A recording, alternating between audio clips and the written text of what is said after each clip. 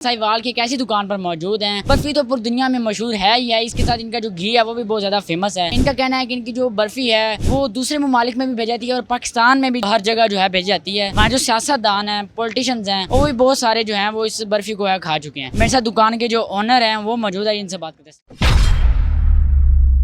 अच्छा सर बताएं, आपकी जो बर्फ़ी है वो बहुत ज़्यादा फेमस है और घी भी बहुत ज़्यादा फेमस है, तो आपकी ये शॉप कब से है और कब से जो आप ये बर्फ़ी बना रहे हैं?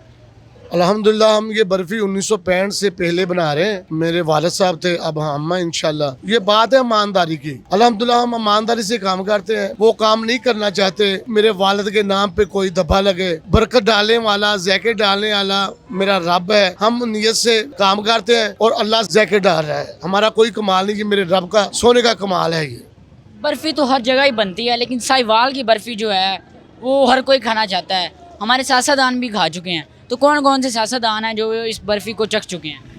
अल्हम्दुलिल्लाह पाकिस्तान के बड़े बड़े सियासतदान खा चुके हैं, जिसमें मियां मोहम्मद नवाज शरीफ है, जिसमें नून लीग के और पीटीआई के बड़े लोग हैं। पाकिस्तान में जो भी सरदार स्वीट की बर्फी को जानता है वो अल्हम्दुलिल्लाह डिमांड करता है पाकिस्तान के अंदर, वो सियासतदान हो, बैरोक्रेसी हो और कोई बड़ा ताजर हो।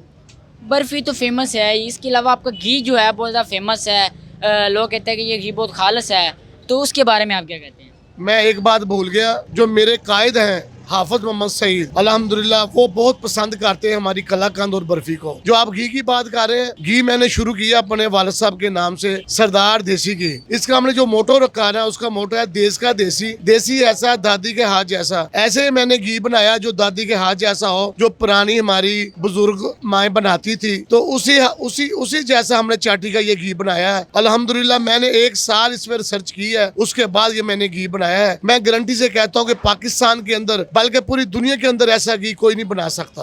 अच्छा मुझे इसके अलावा बताएं कि पाकिस्तान में आपकी बर्फ़ी फेमस है ही, उसे दुनिया के, पाकिस्तान के बाहर दूसरे ममालिक में भी भेजा जाता है? अल्हम्दुलिल्लाह सऊदिया जो जाते हैं उम्रे करने के लिए स्पेशल डिमांड आती है। साहिवाल के अंदर जितने भी लोग दुनिया में गए हुए हैं, अल्हम्दुलिल्लाह हमारी बर्फ़ी के बगैर वो सफ़र नहीं करते।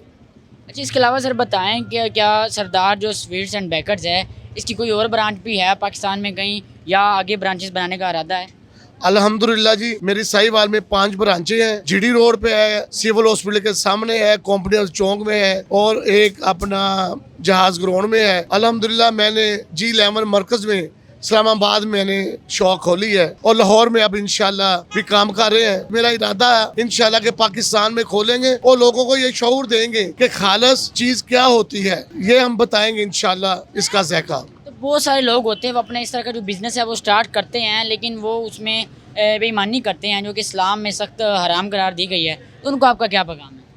सलमान भाई आपने बहुत अच्छा सवाल किया। ये आपने मेरी शॉप देखी है कितनी छोटी है, अल्लाह की मेहरबानी से इस शॉप से हमने अल्हम्दुलिल्लाह सारा कुछ किया। ईमानदारी बहुत बड़ी चीज़ है। अल्लाह कहता है जो ईमानदारी से काम करता है अल्लाह उसकी दुआ भी सुनता है, उसके रिज़्क़ में इजाफा भी करता है और ज़ैके भी डालता है।